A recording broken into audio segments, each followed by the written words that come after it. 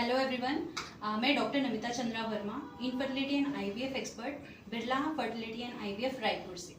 Birla fertility and IVF Raipur का जो centre है ये सीके बिरला ग्रुप का सेंटर है। सीके बिरला ग्रुप की ऑलमोस्ट 50+ सेंटर्स अभी ऑल ओवर इंडिया हैं, जो कि हर सेंटर, सारे सेंटर्स यहाँ पे हमको वर्ल्ड क्लास फैसिलिटी प्रोवाइड कर रहे हैं related to infertility and IVF.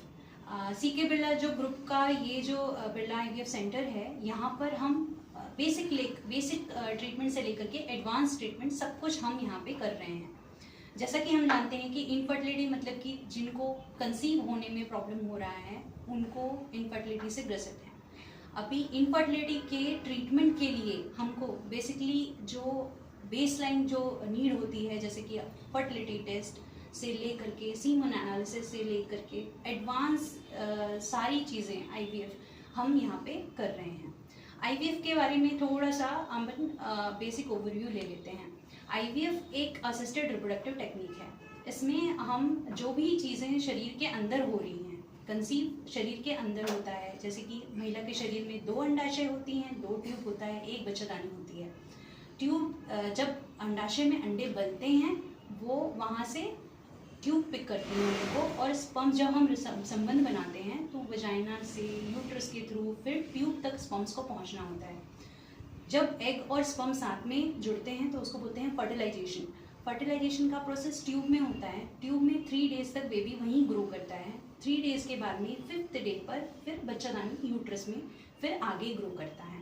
ये सब चीज़ें इंटरनल हैं, ये प्रेगनेंसी का तरीका है। अभी हम ये सारी चीज़ें बाहर कर रहे हैं, लैब में कर रहे हैं, तो इसको बोल देते हैं असिस्टेड रिप्रोडक्शन।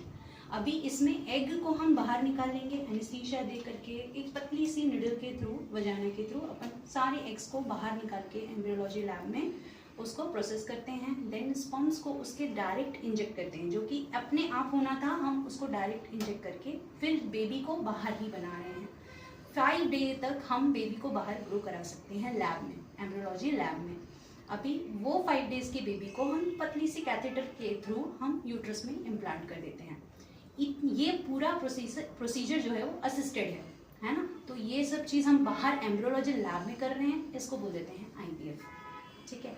अभी इसमें किस किस का इम्पोर्टेंट रोल है, जैसे कि हम जानते हैं कि आईवीएफ का सक्सेस रेट का बात करते हैं, तो सक्सेस रेट जो है वो 3-4 चीज़ों पे डिपेंड करता है। एक तो वुमेन का एज कैसा है, वुमेन की फिटनेस कैसी है, क्वालिटी कैसे मिले हैं हमें एग के, बेबीज़ का क्वालिटी कैसा है, स्पर्म्स का